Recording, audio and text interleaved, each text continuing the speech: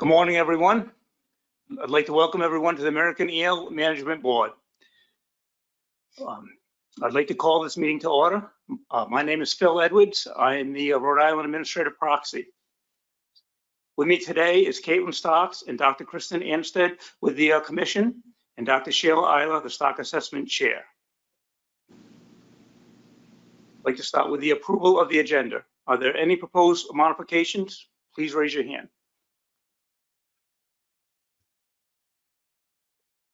Seeing none, the board approves by consent. Moving on to the approval of proceedings from the February 2023, which was in your materials. Are there any corrections or edits? Seeing none, approved by consent. Next up is a public comment. Are there any public comments on anything that is not on the agenda? Okay. Moving on to item 4, next on the agenda. Consider the Stock Assessment Subcommittee report on alternative analysis of index methods for setting management measures. We're going to start with a presentation of the Stock Assessment Subcommittee report by Dr. Sheila Isla. Okay, thank you, Mr. Chair. Next slide. As background for the presentation, I will be providing some information on analysis and additional analysis and information on items identified either by the peer review panel or by the American Eel Board at the February meeting. As a reminder, the peer review found the assessment addressed the terms of reference, but recommended that additional work be done to test the robustness of iTarget for setting catch limits. The peer review suggested using Management Strategy Evaluation, or MSE, for further evaluation of iTarget for eels before using this as a management approach. The SAS previously stated that the MSE approach would not be productive for eels, as we do not have much of the data needed for life history parameters across the range. However, the SAS did some additional sensitivity testing around the Mars Yellow Eel Index and reference periods, which will be discussed in this presentation. Regarding stock status, there was a discrepancy between the peer review and the SAS, and that will be addressed in this presentation. At the February meeting, the board expressed concern over the potential influence of specific surveys, particularly the Hudson River surveys, on the overall trend for the coastwide yellow eel index. The SAS conducted some additional sensitivity testing around the individual surveys to address this concern. The SAS also considered different configurations for the reference period, the multiplier, and the thresholds used in iTarget. Finally, additional information on the usefulness of habitat models will be presented. Next slide. As a reminder, the Mars Index is a coastwide index of yellow eel abundance that is derived from 14 different fishery-independent yellow eel surveys ranging from New Hampshire to South Carolina. Sensitivity testing evaluated the influence of uncertainty around the individual surveys on the coastwide Mars Yellow Eel Index, and in turn, influenced recommended harvest of iTarget. These Mars simulations were conducted by randomly drawing a value for each fishery independent survey for each year that the survey was conducted from a normal distribution for that survey. After the simulated Mars Index was developed, iTarget was rerun. Next slide. The top graph here shows the base Mars Yellow Eel Index from the 2023 assessment report, and the bottom graph shows 500 different simulations of the Mars Index. The takeaway here is that the trends in the simulations of the Mars Index were similar to the index used in the assessment, indicating that the Mars Index in the assessment is robust to uncertainty in individual point estimates of abundance from the surveys included in the Mars model. Next slide. This figure shows the 500 Mars simulation runs of recommended catch of American eels using iTarget and comparing that to the actual observed landings in the solid red line. The simulations show that actual landings were higher than recommended catch for the entire time series, excluding the low catch year of 2020. Next slide. In conclusion, resampling indices around the respective uncertainties resulted in index trends similar to what was presented in the 2023 assessment report. Recommended catch was also similar between the base and simulated Mars runs. Ultimately, the trends in coastwide yellow eel populations are robust to uncertainty around individual point estimates of relative abundance from fishery independent surveys. Next slide. Moving on to additional sensitivity testing around the influence of single surveys on the coastwide yellow eel index. This was done to address a board question about how much the Hudson River surveys may be influencing the coastwide yellow eel index. Testing involved omitting single surveys out of the Mars model index, as well as omitting groups of surveys, including entire regions, and another run that retained the longest time period per region for a single series. Regions are depicted here in the figure on the right-hand side that were identified in the 2012 stock assessment. Next slide. This is the first set of figures in the leave one out sensitivity analysis. The upper left panel in the blue box shows the base Mars model abundance index with all 14 yellow eel surveys. That came from the 2023 assessment report. Other panels indicate which survey was omitted from the model fit. Indices have been scaled to a maximum of 1 to facilitate comparisons. Note that the slide with the blue arrow shows the run where all 3 Hudson River surveys were removed and shows the most drastic change in the index of the leave one out attempts. Next slide. Here are the remaining indices. Yes, here are the remaining indices of the leave one out sensitivity analysis. The takeaway here is that the trends for the leave one out analysis are similar for nearly all indices, suggesting that no single survey is driving the Mars output for the coastwide index. Next slide.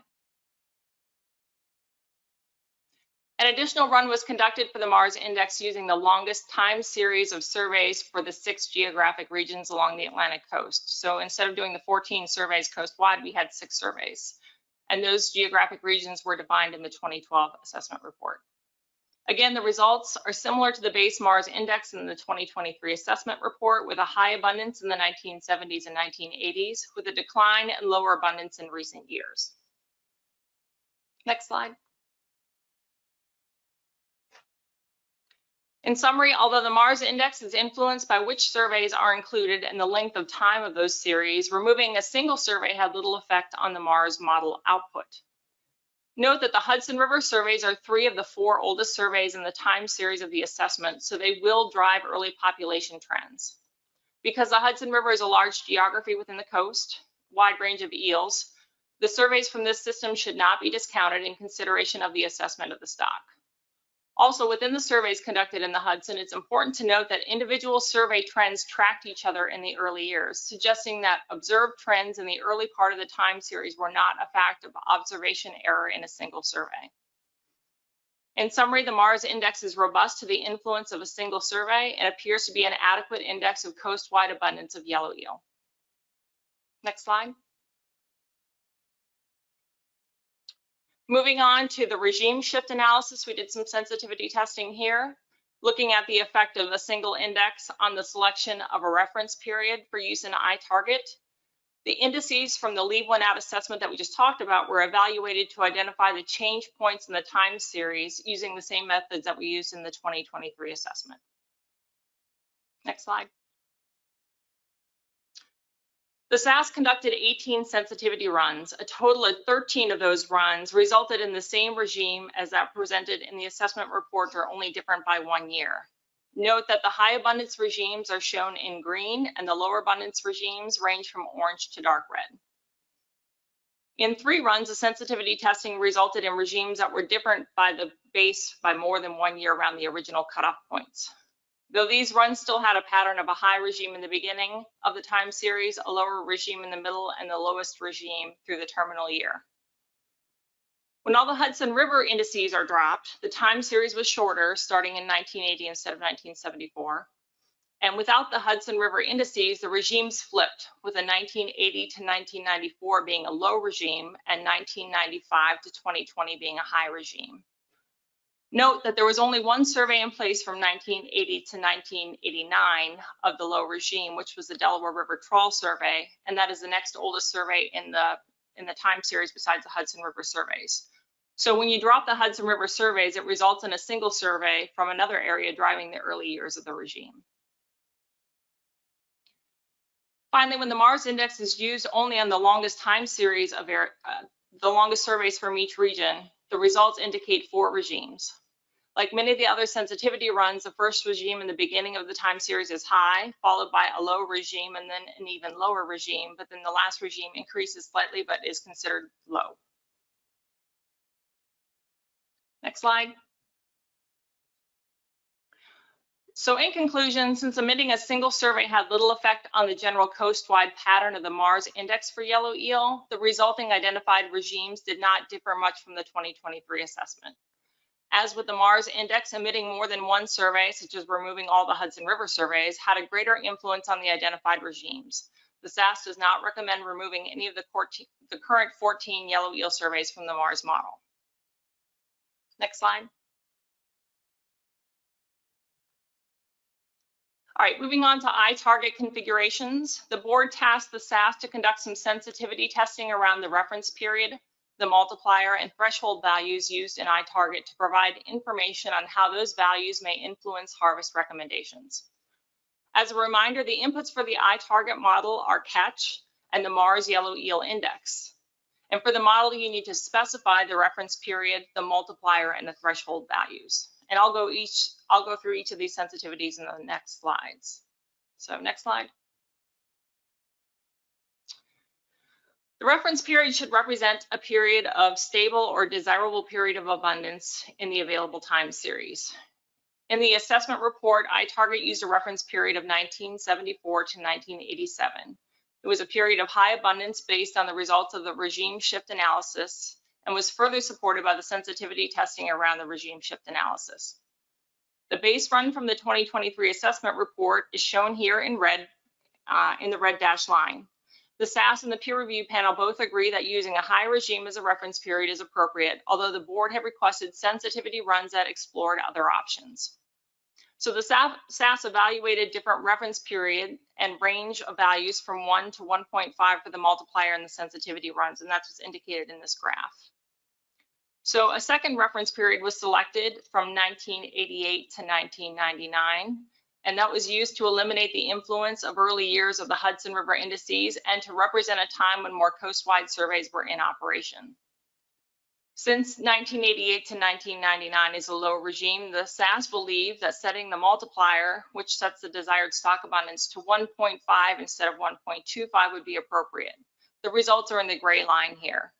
Note that using a more recent reference period with a 1.5 multiplier provides nearly the same harvest recommendation as the original reference period with a 1.25 multiplier, which again is that red dashed line.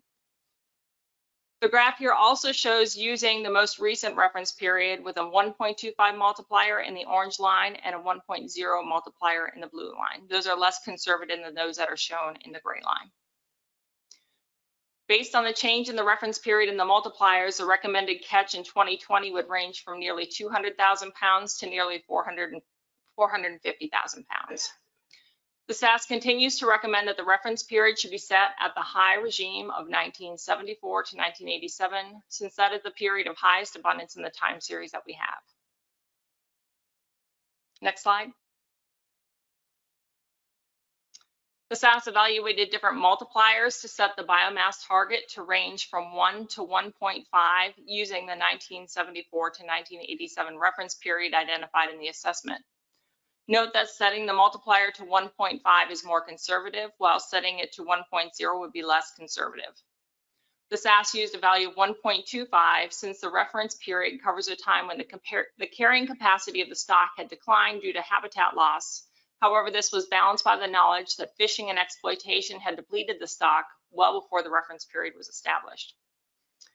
Both multipliers 1.0 and 1.5 were included as sensitivity runs in the assessment and are expanded here to show increments of 0.1. So depending on the multiplier used and using the base threshold of 0.8, the recommended catch in 2020 varied from 140,000 to 316,000 pounds. The SAS reiterates that the choice of 1.25 as a multiplier for iTarget was justified and was supported by the peer review panel. Next slide. The SAS explored threshold values ranging from 0.5 to 0.8 and 0.1 intervals. 0.5 was selected as the minimum since the overfish threshold of half of the target is appropriate in many fisheries. And 0.8 was selected as the maximum, as that was the value used by the Northeast Fishery Science Center report from 2020. In varying the thresholds but retaining the multiplier of 1.25 in the reference period of 1974 to 1987, which is consistent with the assessment report, the recommended catch for 2020 would have varied from 202,000 to 518,000 pounds. Next slide. Included in the supplemental report provided to the board before this meeting is a table with a range of reference periods, multipliers, and thresholds and subsequent recommended catch that were evaluated by the SAS. Of the 3 values to be specified using the iTarget method, which are the reference period, the multiplier, and the threshold, the SAS suggests that the threshold should be set by the board through a PDT to reflect the goals of the fishery, where 0.8 would be a more conservative number and 0.5 would be less conservative, although still remaining consistent with how other fisheries are managed. Next slide. There was a specific question from the February board meeting asking if iTarget can be used to make predictions on abundance increases in response to harvest reductions of the eel stock. The iTarget method cannot forecast abundance under different harvest scenarios because the model is a data-limited tool and does not include population parameters such as growth, mortality, and recruitment. Next slide. Another matter to bring to your attention today was that in April of 2023, it was noted that an electrofishing survey from South Carolina was omitted from the assessment. The data were submitted in a timely manner from South Carolina, but accidentally deleted from the data files, and the omission was not noted until earlier this year after the assessment was completed. The yellow eel survey from South Carolina was conducted from 2001 to present and met the requirements for surveys to be included in the assessment. Next slide. The SAS considered both including the new South Carolina electrofishing survey as an additional survey or replacing the existing South Carolina survey with the electrofishing survey and reran the Mars index, the regime shift analysis, and iTarget to see if the index would change the results of the assessment. Both replacing and adding the new survey influenced little change to the reference period. It would have only changed by 1 year, and it would result in a slight reduction in the 2020 recommended harvest. The SAS and technical committee recommend that if iTarget is used moving forward, that the South Carolina electrofishing survey be included as an index of relative abundance and incorporated into the Mars index for coastwide eel abundance. Next slide.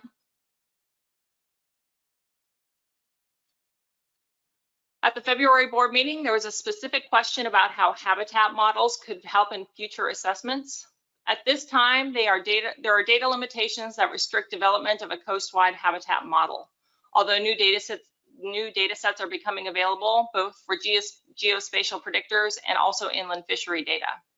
One potential use could be to produce an egg per recruit model to link escapement of inland silver eels past dams to estimate reproductive output. Next slide.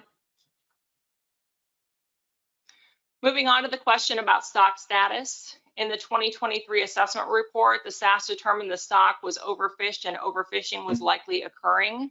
The peer review panel disagreed, stating that the status should be depleted. After further review of the ASMFC stock status definitions, the SAS agrees with the depleted status as recommended by the peer review. Further, the SAS notes that each stock assessment indicates a lower and lower coastwide abundance across multiple analyses. Although the depletion may be due to many factors, fishing is likely having an effect and should be decreased. If iTarget is adopted for management use, overfished and overfishing statuses could be determined in the future. Next slide. Finally, the peer review recommended that the SAS conduct a simulation approach using MSE techniques. The SAS previously argued that the MSE approach is not possible at this time because it requires knowledge of important population parameters that we simply don't have for eels. If we had those data, we would not need to use an index-based approach such as iTarget. iTarget and index-based models were simulation tested for other species with various life history strategies through their development. Although eels are different than some of the other species evaluated, the eel's life history strategies that make them different from other species also make their plausible simulation more challenging. In the end, building the simulation and testing parameters would take significant time and analysis and should be considered as a long-term research and modeling need for future. Next slide. In summary, the simulated Mars model fits were similar to fits of the 2023 stock assessment report. Omitting a single survey from the Mars index had little effect on the general coastwide abundance pattern, regimes identified, or reference period for iTarget. Omitting all 3 Hudson River surveys, which is not recommended by the SAS, shortens the time period and results in the largest change to the Mars index and identified regimes. Next slide. Changing the threshold value in iTarget results in recommended catches from over 202,000 to 518,000 pounds. The choice of configuration should be determined by a plan development team through a management document to reflect the goals of the fishery. The SAS does not recommend changing the multiplier or the reference period, only the threshold. Population projections are not possible using the index-based methods such as iTarget. Next slide. Data limitations restrict the development of a coastwide habitat model, but future modeling advances may help in this effort. An MSE could be considered during the next benchmark, but in the meantime, the iTarget can be used as a tool for management because it was designed for when traditional assessment models fail. The SAS agrees with the peer review that the American eel stock is depleted and that the coastwide catch should be decreased. And if reference points are established through iTarget, overfishing and overfish statuses could be determined in future. That concludes my presentation, Mr. Chair. Great, thank you, Sheila, for the great update, and thank you to all the SAS members for working on this. I'd like to open it up to questions for Sheila.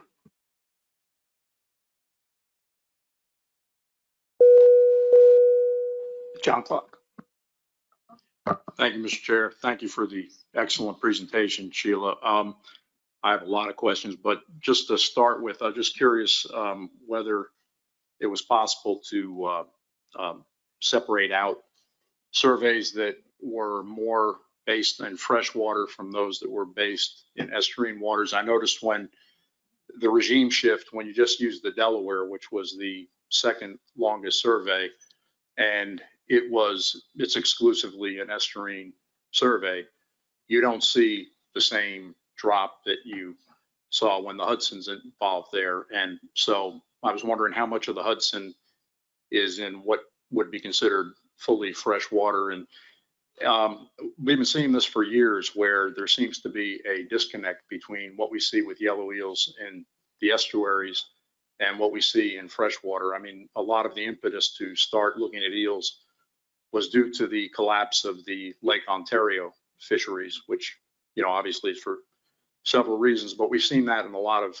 freshwater areas. The further upstream you go, the less we see eels. And yet, I just was looking recently, I guess it was the 2018 assessment update of the Chesapeake, and it showed their yellow eel indices were actually significantly increasing. So are you able to tease anything like that out from all these different surveys you have? Thanks.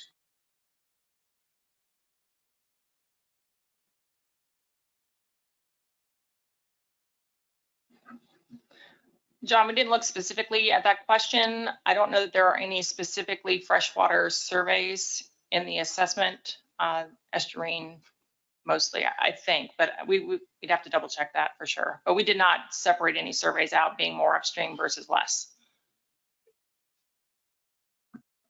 If I could just follow up briefly. So are you able to tell though, like, for example, the Hudson obviously is a long river.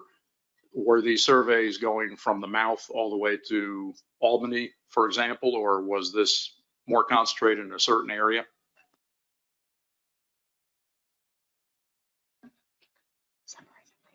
Yeah, John, I don't know off the top of my head, but the maps are in the stock assessment report, so we could get that information from there.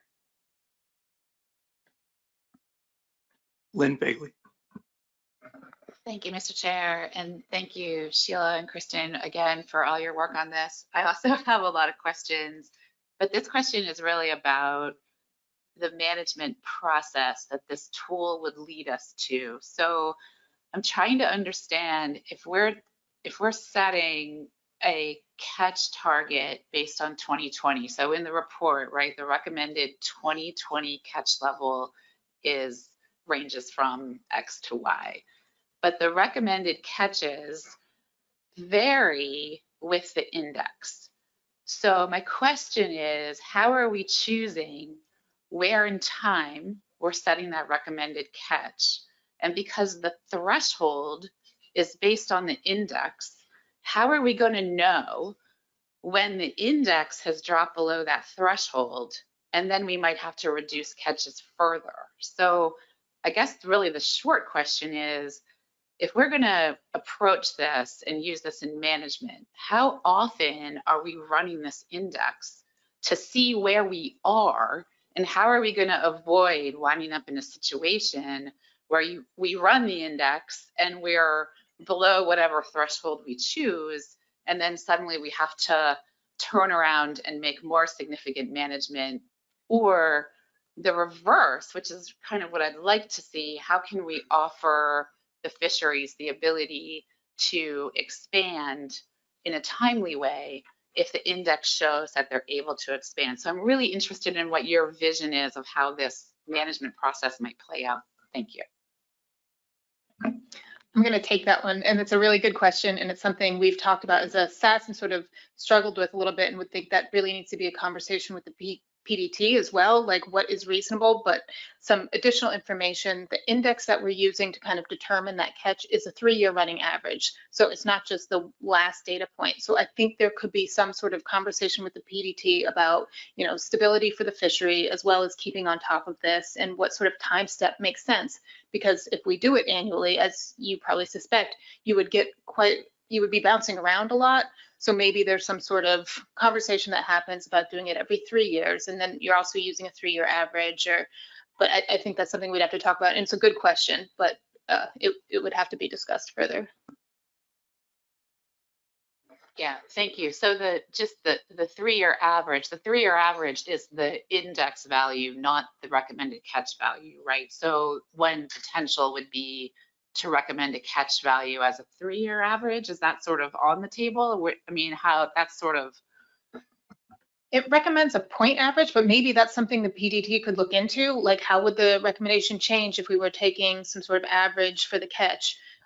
Certainly, you'd want to look at this more than every decade, because as you said, what if the indices do take up? That would change management advice. Maybe there's some rounding regime that we come up with, that if the catch is below, you know, the recommended catch is below this level, we round up to the nearest 100,000 or something like that. Maybe there's something we can work out with management that makes sense and provides some stability with also checking in on trends.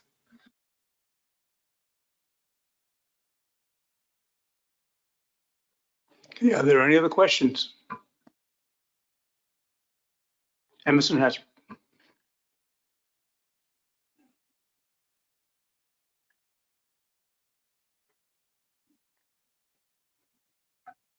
Thank you, Mr. Chairman, and thank you, Sheila, for your presentation. And maybe you addressed this and I just missed it. But since we can't determine the overfishing or overfished status, and the recommendation is that the stock is depleted, and if we implement a reduction in catch, do we know what effect that's going to have on the resource? So, you know, if we reduce catch by some amount, is there going to be a positive response in the resource, or are there other things that are complicating a possible rebuilding of the eel resource? You know, I'm just wondering if we're getting into a situation similar to what we have with southern New England winter flounder and weakfish, where there's other factors at work here. in terms of reducing biomass and reducing fishing mortality may not have much, if any, impact at all? Thank you. Thank you for that question. I think that when you revert to a depleted status, that leaves the door open to the fact that the population may be influenced by other factors besides fishing. So we know that we have mortality at other sources. Hydroelectric dams, for example, are one of those. With the assessment, we're not able to tease out which is a significant source and which isn't. So we can't tell you what exactly is driving the population change, if it is all fishery or partly fishery or a myriad of other things. So I guess the answer is no, we can't. And based on the iTarget method, especially, we cannot tell you that if you implement some level of reduction in harvest, that will result in some change to the abundance of the population. We just aren't able to do that with the tools that we have available to us. Bill Hyatt.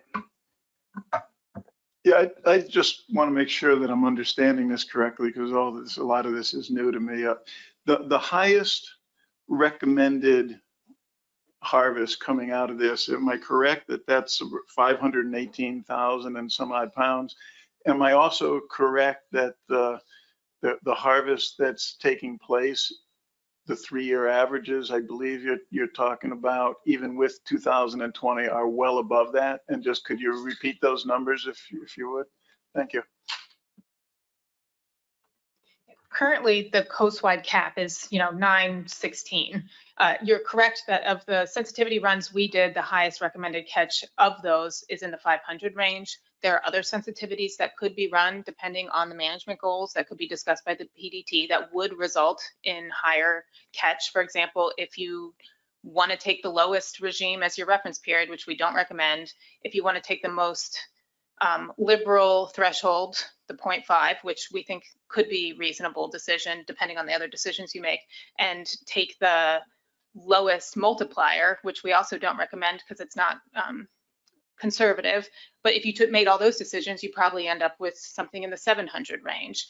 So there are other decisions that could be discussed by the PDT that would result in higher catch from this tool. They're not endorsed by the SAS or the TC, but they could still be discussed and presented.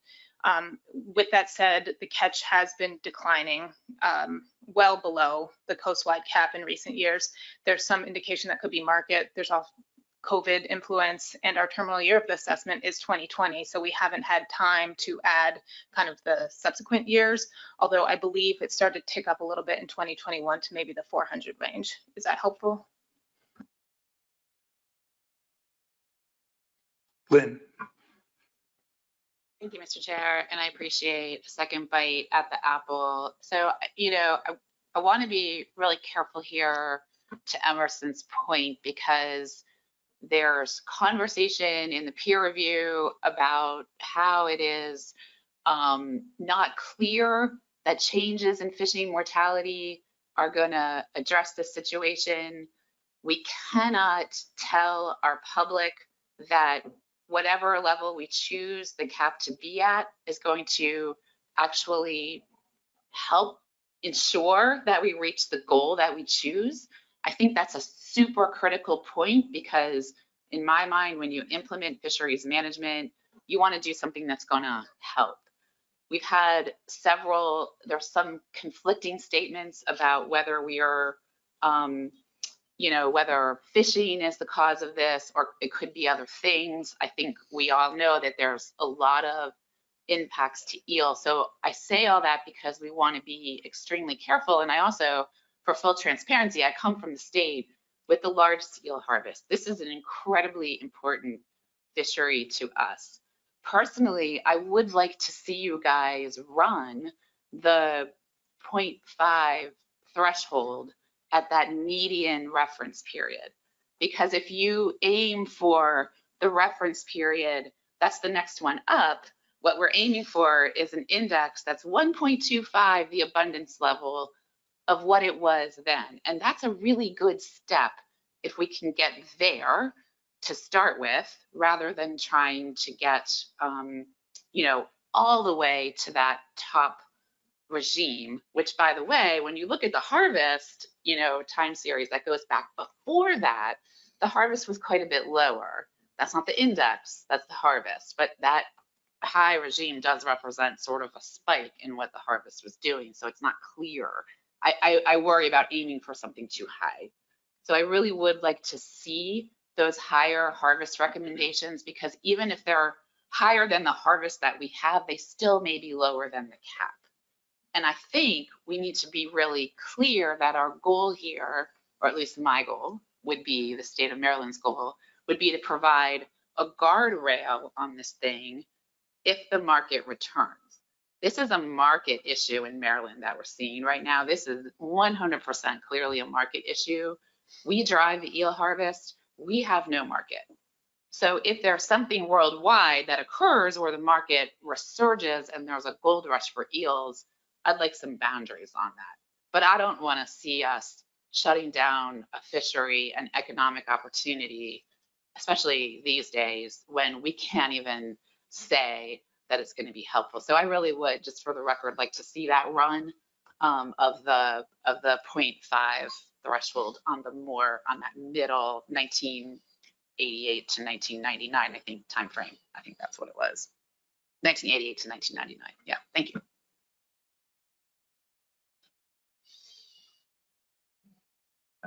All right, thanks, Lynn. I can appreciate the concern of management from the state. Is it possible to bring the 4th slide in that presentation again?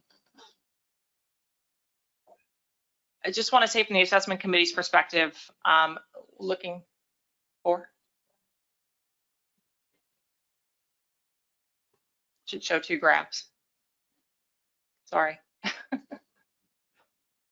I just want to remind folks of where we're at with the trend that we see in the yellow eel index. So this index is a yellow eel index based on fishery independent survey. So this has nothing to do with any commercial fisheries in the states.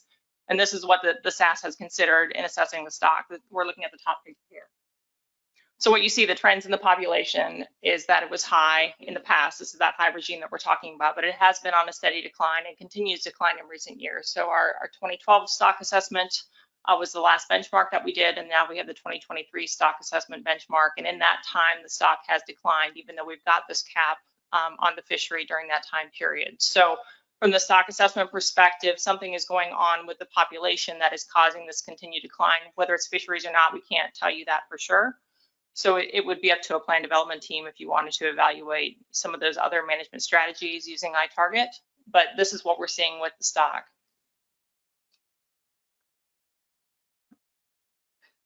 Shana Madsen. Thank you, Mr. Chair. And thank you, Dr. Anstead and Eiler, for your report. It is incredibly easy to read, but very thorough. And I think you guys just did a really excellent job here. So I do want to take a second to say thank you for really following up on all of the things that we asked you for last time in such a thorough manner. My question is kind of concerning the section that you wrote on stock status, so section 9.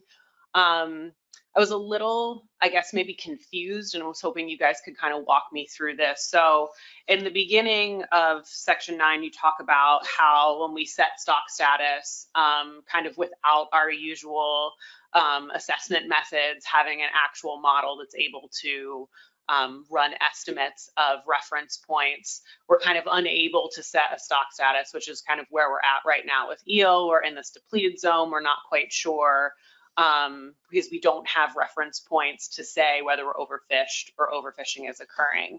But then later, when you talk about the justification for why the SAS felt the need to maybe say that we were either overfished or overfishing, that potentially if we move forward with the iTarget methodology, that reference points could be established using iTarget to be able to give us a stock status. How does that work exactly? Just because it was kind of unclear to me how that model would be able to produce those things.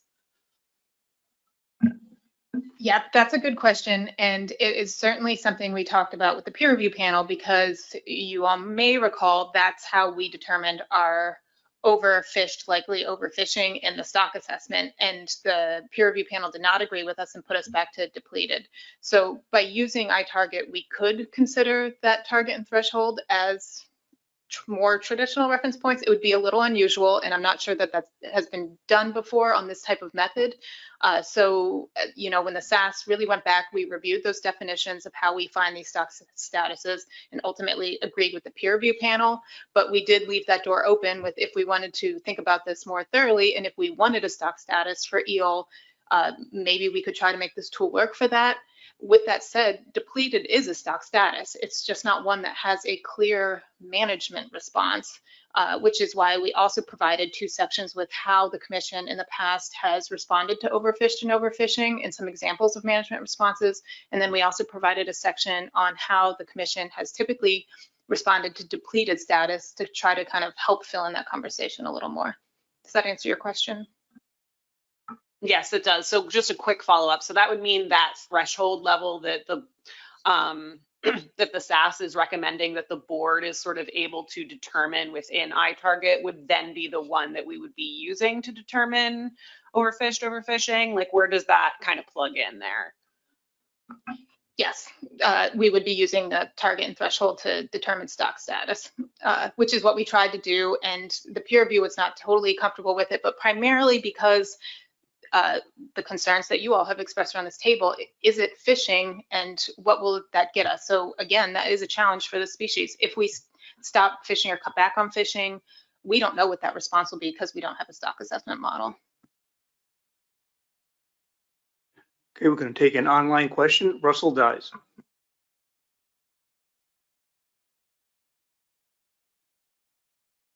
Yeah.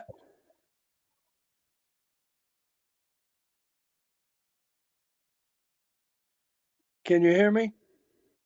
Yes, Russell.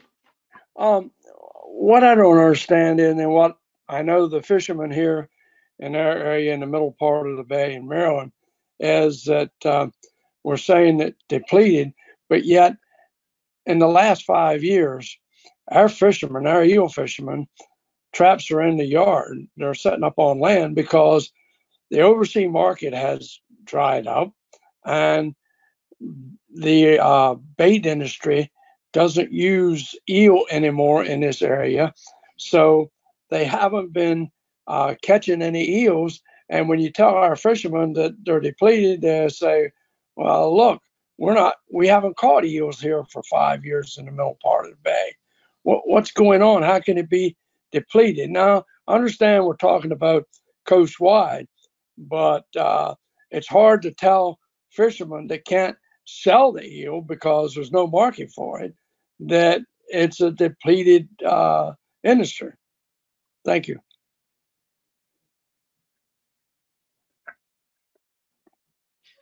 Well, the depleted definition comes from these indexes that we use that are not related to the fishery. So the surveys that the states complete that are not related to actual fishing that's happening. So the surveys that the states are doing are showing declines in many places. In Maryland, the index is going up. The Sassafras River, the index that we use, but in other places it is still declining. Again, we can't say that it's fishing or not fishing on that.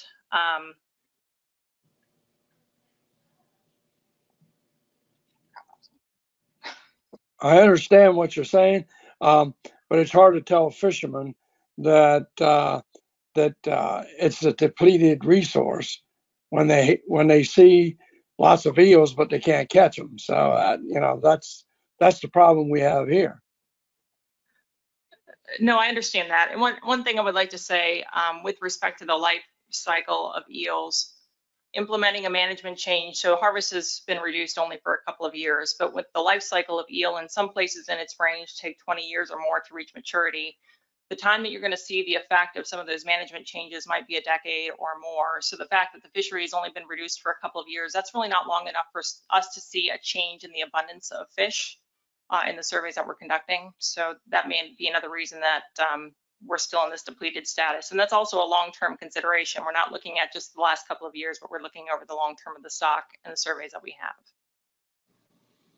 have. Okay, thank you. I appreciate it. Thank you. John Clark. Thank you, Mr. Chair. Thank you for the second opportunity here. First, I'd just like to say in the estuaries, it's rare to see an eel that's over 6 or 7 years old. They definitely reproduce at a much younger age. Our cap right now is an empirical coastal cap. With this eye target, it's still going to be judgment of the board, correct? I mean, we're pretty much going to set these numbers wherever we want, and yet now we'll have these de facto overfishing status points. But I just don't really see that this is really that much of a difference from what we've been doing, because one way or the other, it's going to be up to the board to just decide what is a acceptable catch level, correct? I mean, we can set the multiplier at a level where we would actually end up with a coastal cap similar to where we are now, correct? Yeah, you could. So I think the board has asked us through the last several assessment cycles to come up with a quantitative tool to set this versus the average landings from 1990 to whatever it was that made the last cap. So what is a quantitative tool we could use to set a cap based on, abundance and landings? And so we've done our best, and this is the tool we have. Of course, as you know, we tried to come up with a model and we could not. And so I think it's an improvement over a historical average, and it gives you some flexibility to respond to abundance and catch, but your point is taken. Thanks, Kristen. Yeah, I mean, it's still a difficult situation because I know every time eel comes up for assessment, we just have 5 more years of the insufficient data to truly assess it. So, yeah, it's really the main problem I have with iTarget is it makes it seem like we have something that is more than just judgment that we're using to set these levels of the cap. Thanks. Chris Coon. Thank you, Mr. Chair. Thank you, Sheila, for an informative presentation. It was mentioned that habitat-based modeling has been and showed promise in New Zealand and Europe. But however, data limitations here are preventing advancing that right now. What would be needed to move, what data would be needed, and what would a timeline be to advance that as a tool for management? Thank you. That's a great question. I think one of the biggest shortcomings in the habitat modeling, I think we have a pretty good handle on the environmental parameters for different systems, but what we're missing is the eel data, especially inland eel data. Most states have next to none. As we've been pushing a bit with the assessment, we found quite a bit in the Delaware and Chesapeake Bay drainages. There's a fair amount of inland eel data. Not so much for the other geographies on the coast. And we're talking about a pan-picnic population. We really have to have a better understanding geographically where these fish are. Recently, I came across some additional data from Maine that we were not aware was available at the time of the assessment that may have helped with that, but we're still having some pretty big holes in the geography as far as eel data goes. So having some inland eel data surveys would be very helpful. Having some silver eel data surveys would be helpful if they be run counts coming downstream at dams or whatever those are. We're really lacking in some of those pieces of data to really do a habitat model or really even help with the assessment moving forward, even if it's not the habitat model. Thank you. Okay, are there any other questions?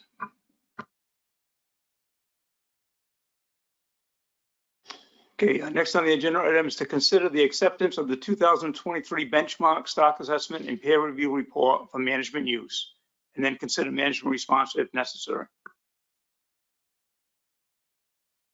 Shannon Madsen. Thank you, Mr. Chair. I actually have a couple of motions prepared, but I want to dispense with this one first.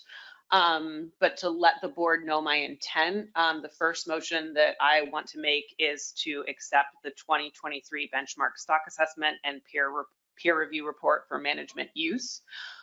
Following this discussion, I will be making another motion regarding the use of iTarget to set catch caps. So I will discuss that further at that time, but I wanted to dispense with this motion before that one.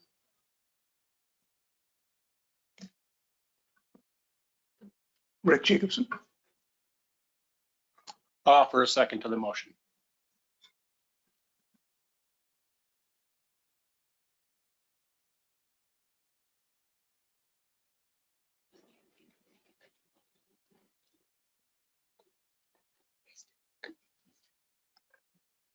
All right, I'm going to read this. Move to accept the 2023 benchmark stock assessment and peer review report for management use. Do we have any comments from the makers of the motion? Any other questions or comments? Lynn? Yeah, thank you, Mr. Chair. This might be a question for Shanna. So I think from the state of Maryland, we really would not, while we would support using iTarget for management use, we would not support using it to create reference points to determine stock status. So is that this motion or the next motion? Thank you. That's the next motion. Yeah, this one is just to dispense with making sure that the stock assessment and peer review report can move forward for management. And then the next one, we can kind of have a discussion for perfecting that iTarget use.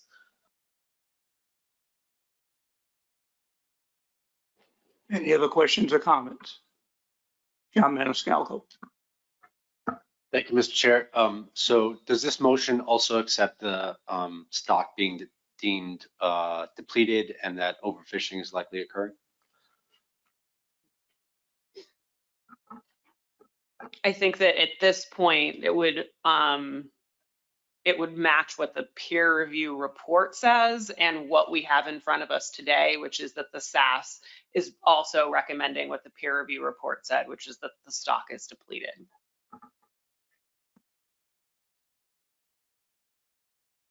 Okay, are there any other questions?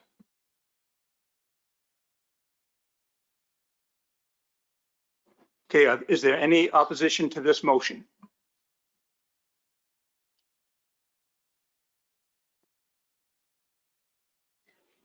Seeing none, the motion is approved by board consent.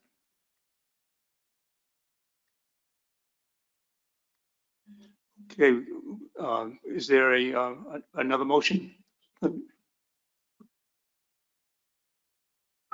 Yes, Mr. Chair. And this one is definitely one that I think will need to be perfected by my colleagues. I just want to get something kind of on the board to start with. So the motion that I'd like to make is to form a PDT to draft an addendum to consider using iTarget to recommend various catch caps using the supplemental report that we were given today, as presented today as the starting point. And if I get a second, I will speak to it. Is there a second? John Maniscalco. Would you like to speak for the motion? I would. Thank you very much, Mr. Chair. So I really appreciate a lot of the conversation that we've had around the table today. I think we spent a lot of time back in, I guess it was February, also discussing this. I think that the report that the Stock Assessment Subcommittee has provided us is incredibly clear. At this point, I am, Virginia is probably, I feel for my state next to me in Maryland, Virginia is probably the second highest harvester of yellow eels. However, after 3 stock assessments saying that the stock is depleted, and then getting to a point where our SAS is so uncomfortable with giving us a depleted status that they're considering trying to determine how the stock might be overfished or overfishing is occurring, is really flagging to us at this point that we need to take some action. I feel incredibly uncomfortable not using the method that they've presented us today to move forward. I know there might be some perfections to how we utilize that method. I know that a PDT will come back with various recommended catch caps. We'll have to debate what we think is appropriate then. But today, I believe that our SAS is essentially crying out to us to signal that we need to do something other than status quo. Although I recognize that there is a lot of other things impacting this stock other than fishing. As fisheries managers, we only really have that one lever to pull here, and I don't want to kick a stock while it's down. So this is my motion, and happy to hear from my colleagues as to any perfections that they might have to that. Thank you. Lynn Fig. Thank you, Mr. Chair. If I might, I'd like to offer an amendment to this motion. And I think that it would just be adding the words. So the motion would read, move to form a PDT to draft an addendum to consider using iTarget to recommend various catch caps, and then add, but not use iTarget to set biological reference points or determine stock status. I think the amendment would be to specify that we're not using iTarget to set stock status. And if I can get a second, I'll clarify why I would like to see that in there.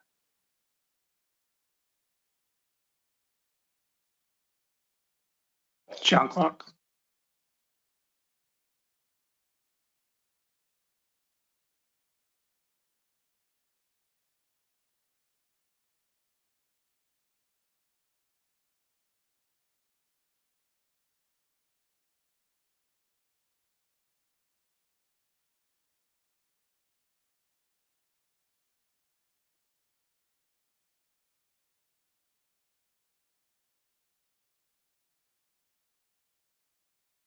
Okay, any discussion on the amended motion? Yeah, thank you, Mr. Chair. If I can just provide some rationale for that quickly. So again, it's really not new information, but I think that it's really important that we make a clear distinction for the sake of our public and certainly for our harvesters that we are not entirely clear all of the sources of mortality that are contributing to the dilemma of eels. So I firmly believe that when you add the words overfishing and overfished, it seems to say that there's one way to fix this, and that just is not the case here. And I really appreciate the sections in the report that speak to how the commission responds to a depleted situation versus an overfished situation. But I do think that it's incumbent upon us to recognize the uncertainty in the effectiveness of our efforts, and that depleted is a better, more accurate way to go. Thank you.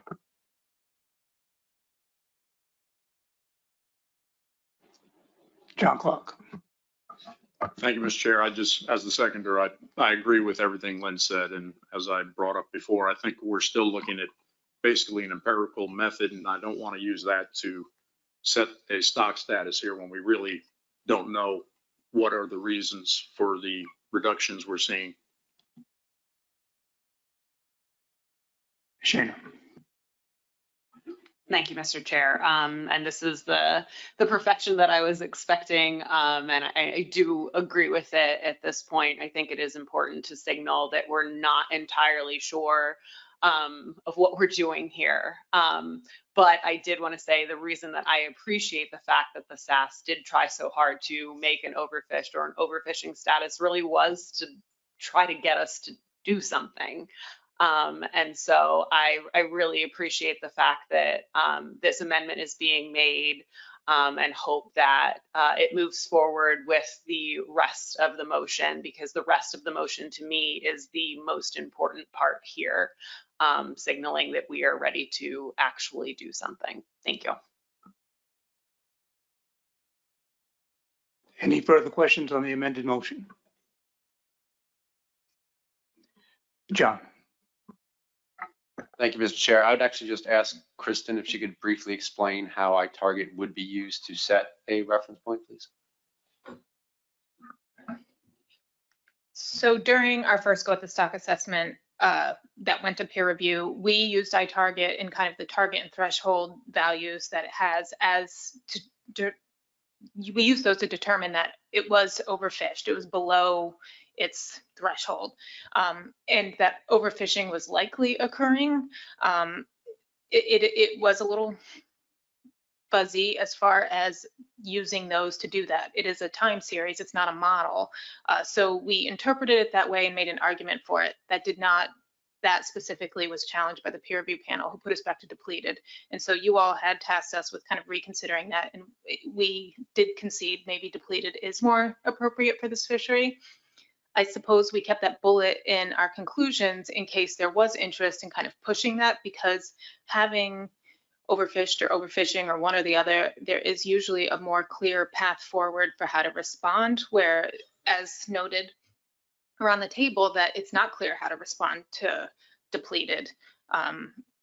Because there are other contributing factors, fishing could be one of them.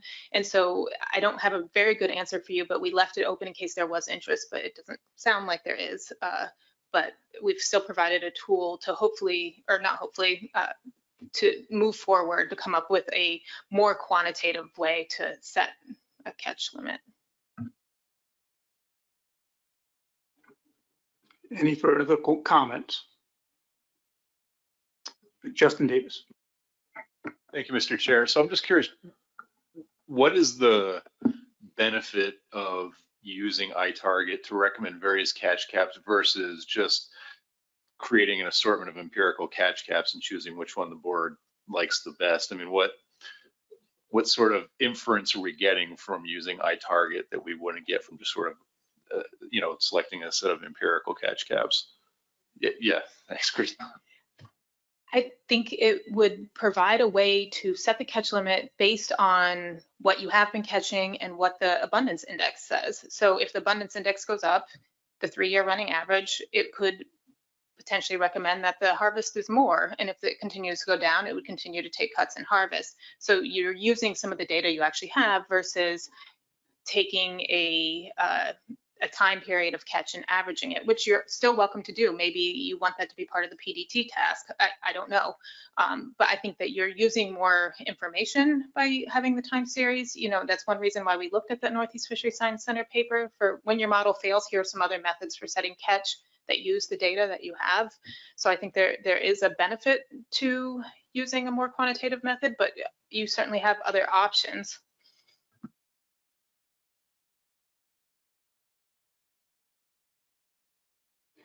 Any other questions? Okay, I'd like to read the amended motion. Move to amend to add, but not use iTarget to set biological reference points or stock status after catch caps.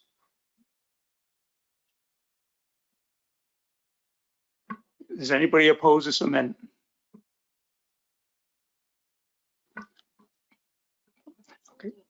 Okay, we're going to do a vote. Does anybody need time to caucus on this?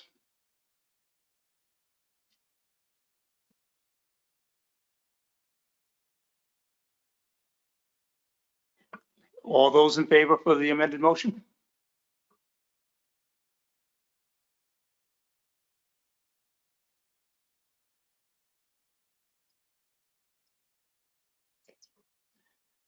All those opposed?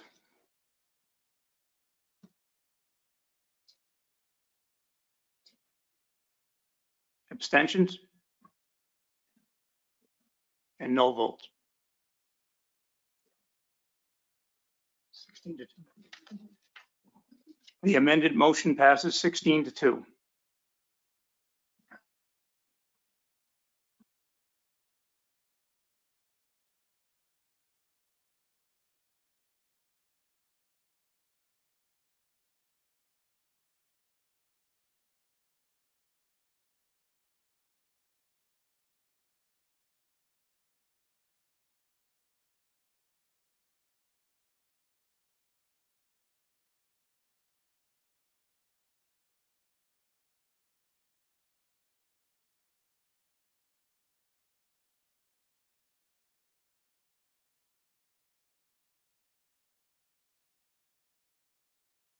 Okay, and I'd like to ask for discussion on the original motion.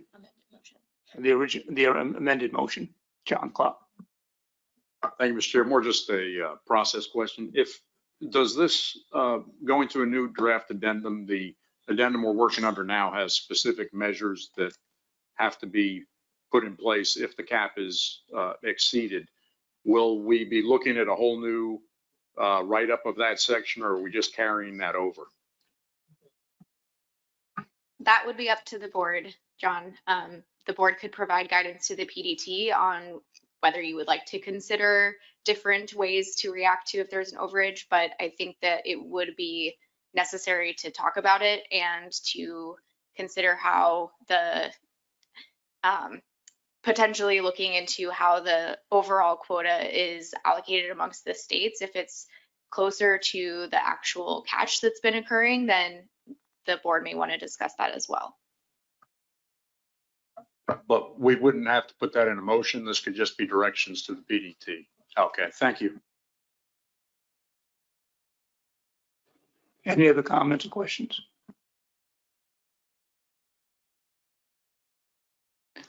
Okay, I'll read the full amended motion. Move to form a PDT to draft an addendum to consider using iTarget to recommend various catch caps, but not use iTarget to set biological reference points or stock status after catch caps, using the supplemental report as presented today as a starting point.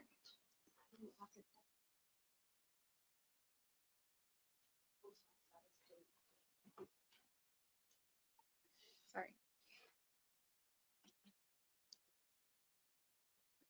Okay, is there any opposition to this motion? Okay, seeing none, the motion is approved by board consent.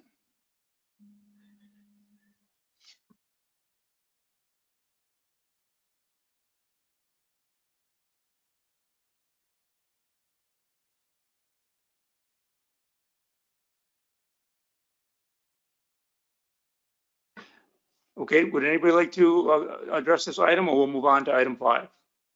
When? Thank you, Mr. Chair. I just wanted to, and I don't know that this needs to be a motion, but I just wanted to ensure for the sake of a full and robust discussion on this addendum that we have the options on catch caps that includes status quo, which I think is standard, and also those higher harvest advice values so that we can see where they fall relative to the cap. And specifically, I mean, running the intermediate reference period 1988 to 1999 with a 0.5 threshold. So I just wanted to repeat that. I think it's on the record, but thank you for your forbearance. Thank you, John Clark.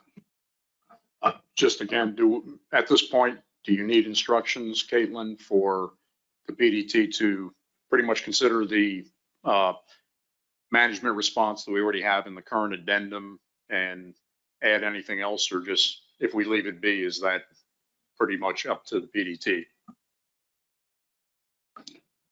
It's certainly helpful to have clear guidance if that's something you all would like the PDT to talk about. In that case, I'll just say that the response that we had in the current addendum, I think, is a good starting point. So I would just like to see that kept. Okay, thank you. Any other questions? Bill.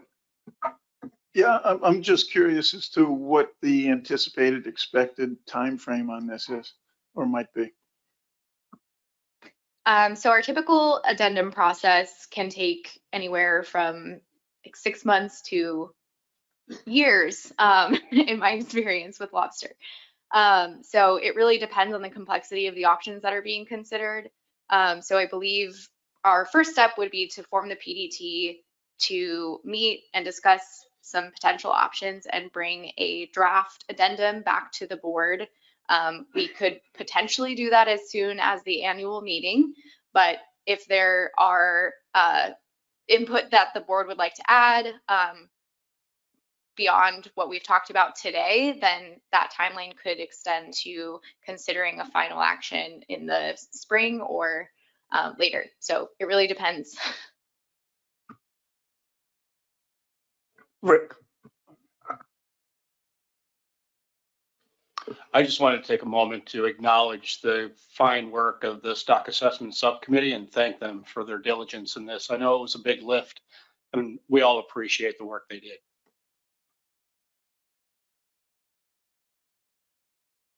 Bob. Great, thank you, Mr. Chair. Jack, back to the timing question. I think, initiating an addendum today is really is not going to be able to affect the 24 fishery. So you've kind of got that cushion where you want to probably get something approved maybe a year from now to have states time to implement it and implement it for the 25 fisheries. So, I think hurrying real fast and getting something approved in real early 24 probably doesn't buy you much. It's still going to be affect the 25 fisheries. So we've got a little bit of time for the PDT to work on it.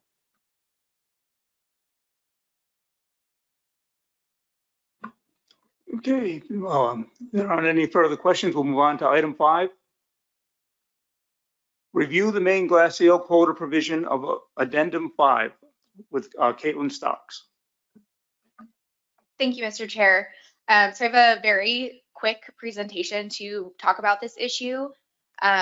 So the context on this is that Addendum 5 to the Eel FMP established a quota that's specific to Maine's glass eel fishery, and that quota is 9,688 pounds, and that was based on Maine's landings in 2014 of glass eel. And in Addendum 5, it establishes that the quota level would be set for 3 years, so it started in 2019 and went to 2021, and then after that point, it could be revisited by the board before year 4, which was 2022. And Addendum 5 also states that if the board decided to maintain the glass eel quota at the same level, then it could be extended for an additional 3 years without requiring a new addendum. But that means the quota could only be extended through 2024. So in 2021, the board did decide to extend this quota through 2024, but for 2025 and onward, Maine's glass eel quota has to be established via a new addendum. So for that reason, this issue is just being flagged for the board to consider now so that we can have something in place in time for the 2025 fishing year. So in the event that just occurred with the other addendum initiated, the board could consider adding this to that addendum or initiating a separate addendum. I can take any questions. Thank you, Caitlin, for the update. Are there any questions for Caitlin? Emerson.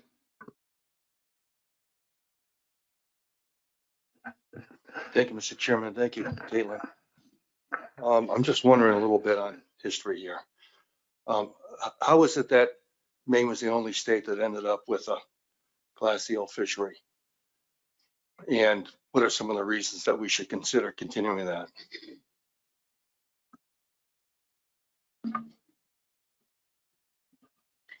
I'm going to defer to Tony, who's had more time on this species.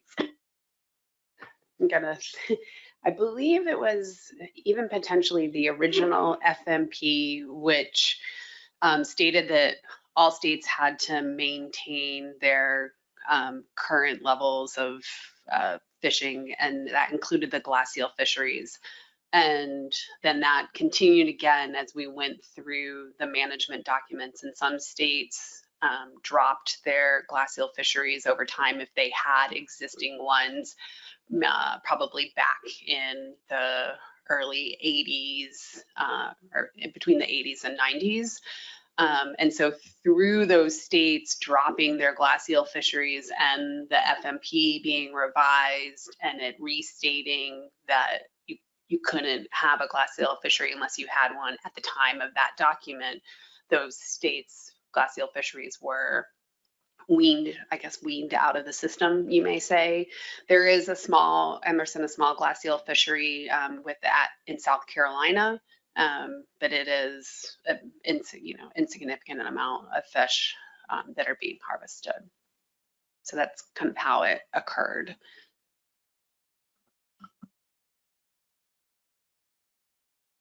Thank you, Tony. Any further questions for Caitlin? Lynn. Yeah, so Caitlin, is there a way that you would prefer that this be in the same addendum with the other, or is there a preferred method for you, for staff? Thanks for that question. So it's a little tricky in that if this has a limited timeline, so Maine cannot have a glass eel fishery in 2025 if they don't have a new addendum to establish their quota. So it is something that needs to be dispensed with before 2025.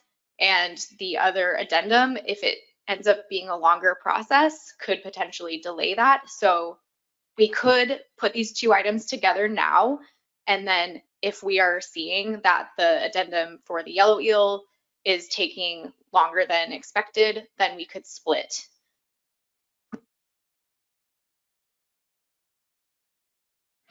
Yeah, so thank you, Mr. Chair. You know, and the reason, one of the reasons I asked that is, you know, the irony is a little rich, you know, just that we're talking about the issues with the yellow eel, but then we're also talking about what we're going to do with the glass eel quota.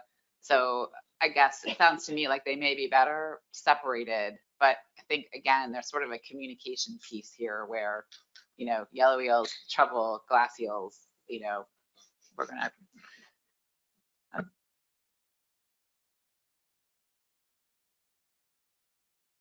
Emerson. Thank you, Mr. Chairman, for a second opportunity. And yeah, I have to agree with Lynn. So we may be going forward here with either one addendum, is that where we are, right? We may be going forth with one addendum here that at the same time is considering a reduction in harvest for yellow eels, yet it's contemplating the continued harvest or the continuation of the glass eel harvest. Or we may end up with two different documents that are going forward at the same time that are doing just that, contemplating a reduction in the yellow eel harvest, but allowing a glass eel fishery to continue at the level it's been continuing. A bit of a dichotomy, and I'm having a little trouble accepting that. Thank you. Megan. Thank you. Yeah, I mean, I think the goal today is to initiate an action to consider what the LFR quota is 2025 and beyond. And so I have a motion prepared to do that whenever the board chair is ready. Obviously, we have a coastwide stock assessment that's not giving us great advice, or I should say, doesn't have a let me rephrase that. We have a coastwide stock assessment that is not showing great stock status for the stock. We don't have any quota advice coming from that assessment for the Elper fishery, for better or for worse. This fishery is incredibly important to me, and I don't think I need to overemphasize that. And as we'll talk about in the next agenda item, you know, I would juxtapose what we see in the coastwide assessment with what we're seeing in Maine, which is high CPUEs, full quota utilization, and a young of year index that is one of the few that has a positive trend coastwide, and over the last few years has just, I mean, markedly increased.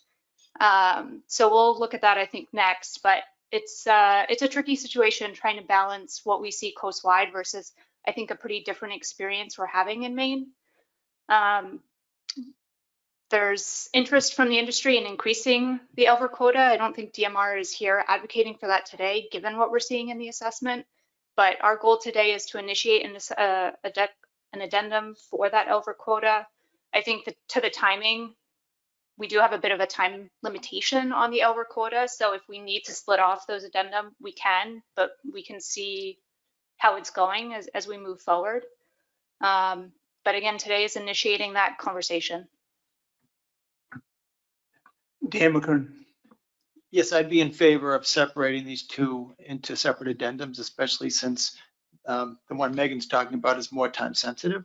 And it is conceivable that we could have near status quo in the first addendum we talked about. So I'd be in favor of making them separate. And I'd be interested maybe if the PDT could look at whether the main drainages for which there is a glass eel fishery might be having an effect on the overall trends in yellow eels. Just maybe, Kristen, you could comment. Is there any main drainages in that multi-system index of yellow eels?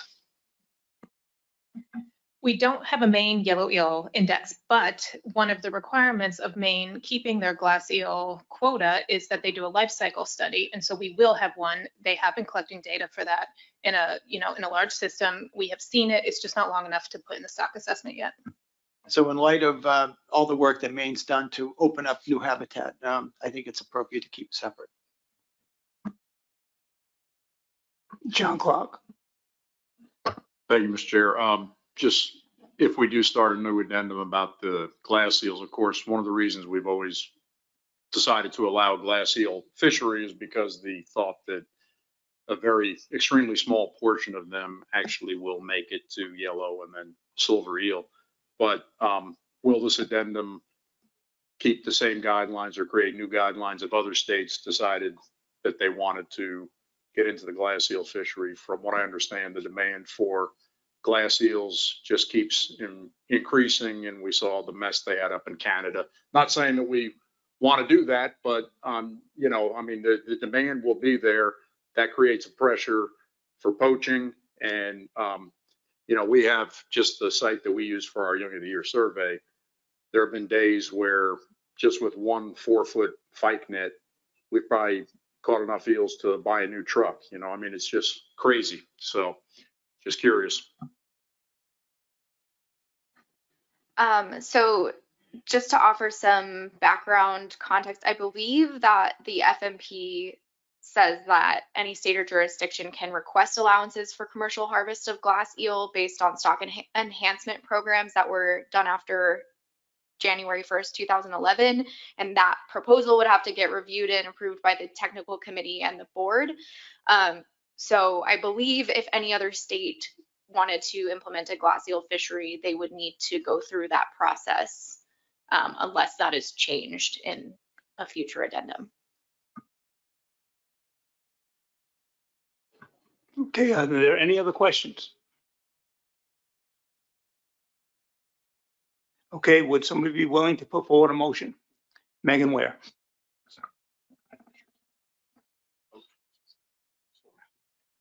I'm just waiting for staff to pull up the motion.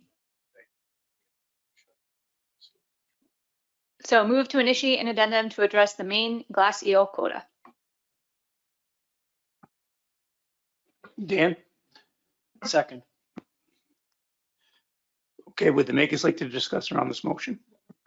I think we've had a lot of discussion. At this point, we don't have a quota for 2025 and beyond, so we need to have that discussion. Malcolm Rhodes. Just for information, in South Carolina, and we've talked about before, we allow 10 harvesters. It used to be in a 1 mile section, one river. So it's mainly kind of a CPUE as much as anything.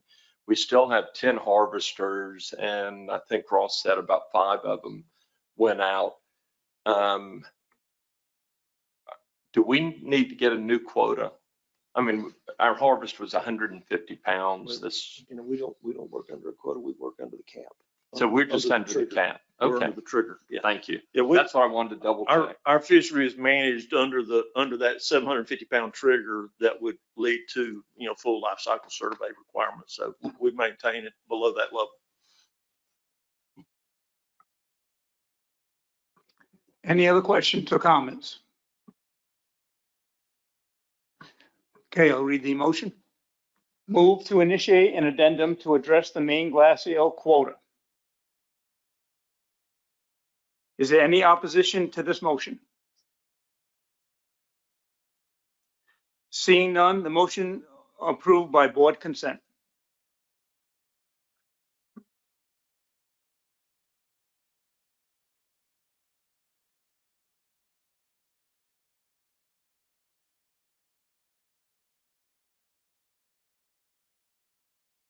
Okay, we're going to move on to agenda item number 6, review the Maine Life Cycle Survey report by Danielle Carty, the TC chair.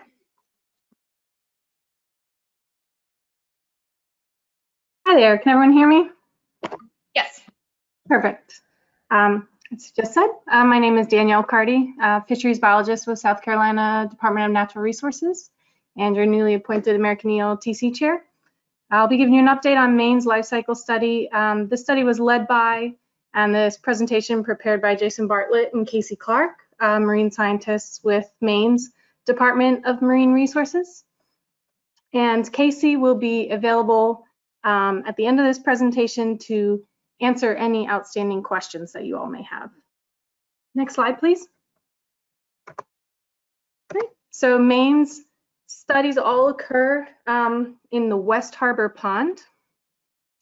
Their glass eel study was initiated in 2001 per ASMFC requirements for a young of year study. Their yellow eel study was initiated in 2018, as well as their silver eel study initiated in 2018. Sampling for yellow eels occurs through pop fishing, and sampling for silver eels occurs through fyke nets to collect out-migrating silver eels. Next slide, please.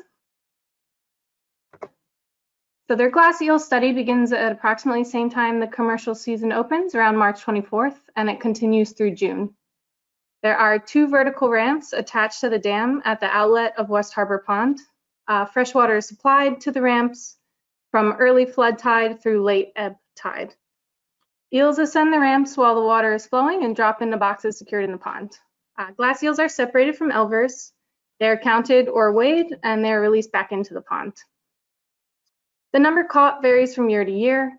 2022 resulted in the largest catch since the study began. Next slide.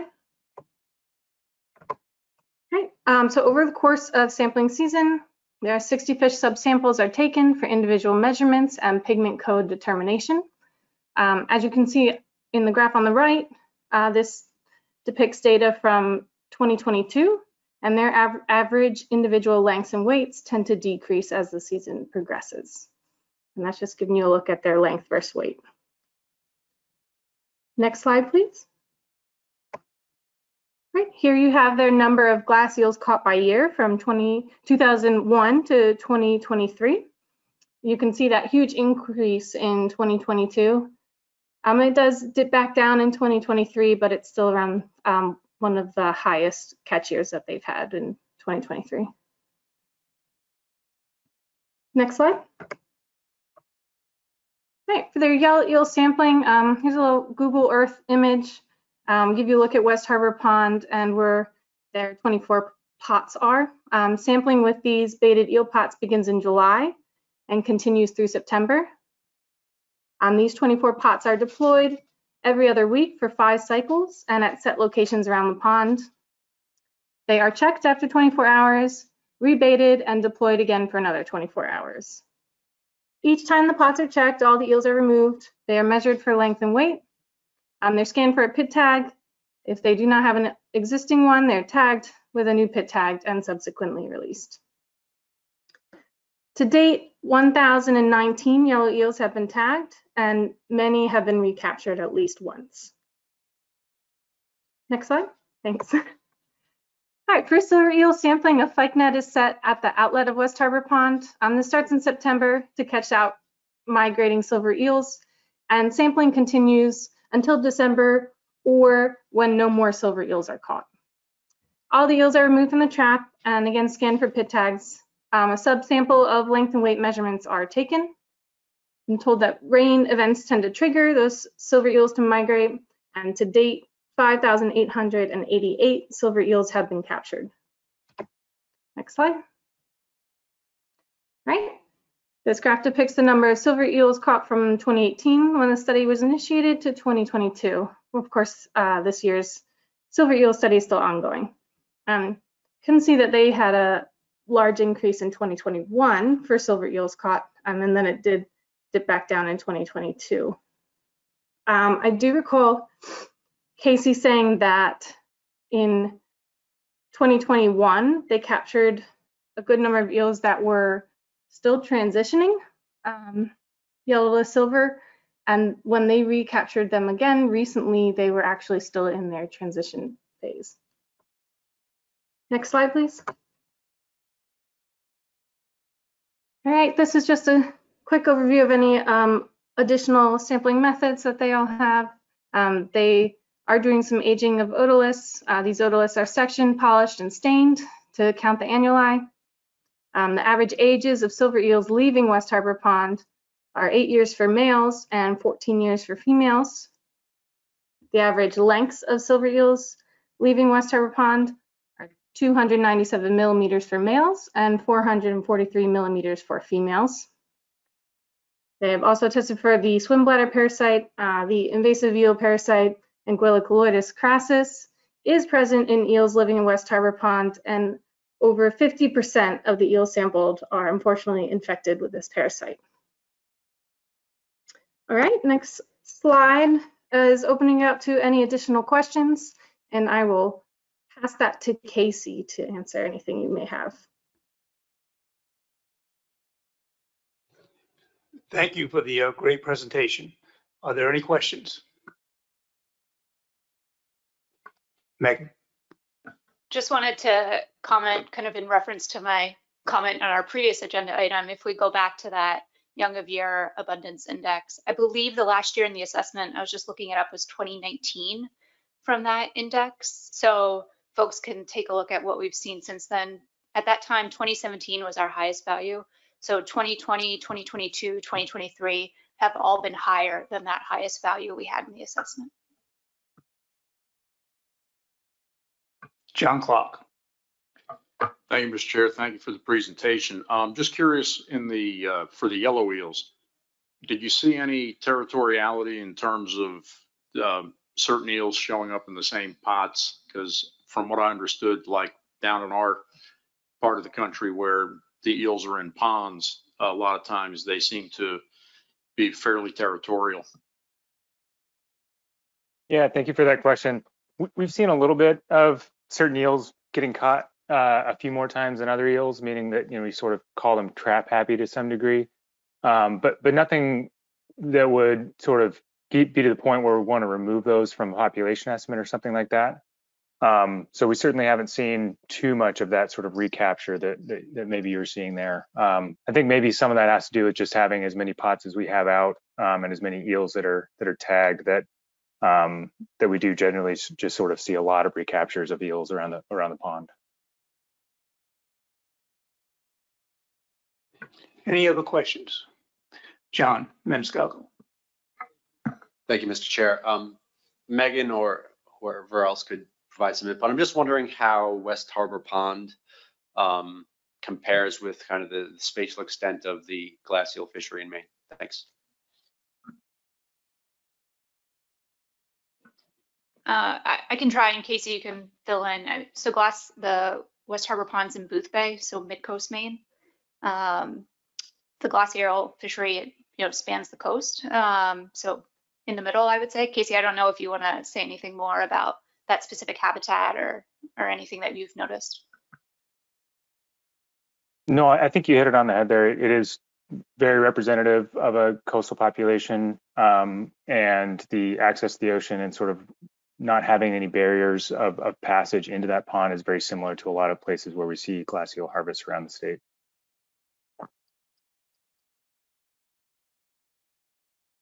Thank you. Any further questions? Okay, we'll move on to agenda item number 7. Consider approval of the 2024 Maine aquaculture proposal. Caitlin Starks. Thank you, Mr. Chair. So for this year, we only have the one aquaculture proposal from Maine, so I'll go over that quickly and the technical committee's comments and then take any questions. The aquaculture provision is established by Addendum 4 and maintained in Addendum 5, and it allows states and jurisdictions to develop plans for aquaculture purposes. So under an approved aquaculture plan, state or jurisdiction can harvest a maximum of 200 pounds of glass eel annually from within their waters for use in a domestic aquaculture facility. But the state has to show that the harvest will occur from a watershed that minimally contributes to the spawning stock of American eel. And those aquaculture requests must include the pounds that are requested, location of harvest, and dates of harvest, prior approval of any applicable permits, and descriptions of the aquaculture facilities, including capacity and husbandry methods, as well as description of markets that the eels will be distributed to, what the monitoring programs will be, and that they have adequate enforcement capabilities and the penalties that would occur for violations. So for 2024, Maine has requested 200 pounds of glass eel for aquaculture. They have been granted aquaculture quota since 2019, and that quota has been put towards the company American Unagi, and American Unagi contracts with commercial eel fishermen in Maine In 2023, the fishery was similar to 2022. 200 pounds were harvested in both of those years. And the same watersheds were fished as 2022 with the addition of 3 new locations. And the proposal also noted that the catch per unit effort in 2022 and 2023 was higher than in previous years. So for 2024, there's no change from Maine's request from last year. They're requesting the same amount of harvest in the same locations, same facility, and the same monitoring programs and law enforcement programs. The TC did not have any concerns with the 2024 proposal, and they recommended approval by the board. And with that, I can take any questions.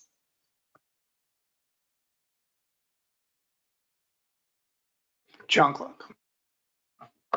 Seeing that American Unagi wanted the full 200 pounds for the past couple of years, is that the full extent of their stocking, or are they actually using more than 200 pounds? Are they growing that much that they need that much glass eels?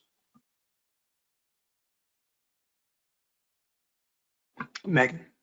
Yeah, thanks for the question. So I think this is kind of an example of a success story here where Sarah has been really great and responsible at using the quota. She started more as, pilot concept, but she now has a full facility in Mid-Coast Maine. So she is using that full 200 pounds. I think the fact that she had the opportunity to use 200 pounds in the beginning and did not really speaks to how responsible she's been about using this resource responsibly and respectfully and showing some restraint. Does she have to buy extra? She also buys, that's correct. Okay. Yep.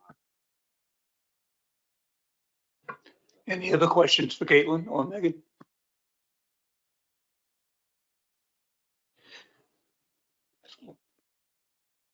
So the action on this item would just be for the board to consider approval of Maine's aquaculture proposal for 2024. Megan. There's no other discussion. I'm happy to make that motion. Move to approve the Maine aquaculture plan for 2024. John? Would the maker or seconder like to, any further discussion? I think I've said what's needed. Any comments or discussion on the motion? Any opposition to the motion? Seeing none, the motion is approved by board consent. Moving on to the last agenda item, other business. Is there any other business to come before this board?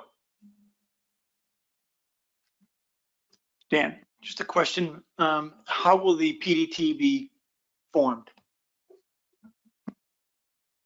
We will send an email to the board after this meeting to request nominations. Thank you. Any other questions? Seeing none, could I have a motion to adjourn this meeting? Raymond? A second? John Clark. Thank you, everyone.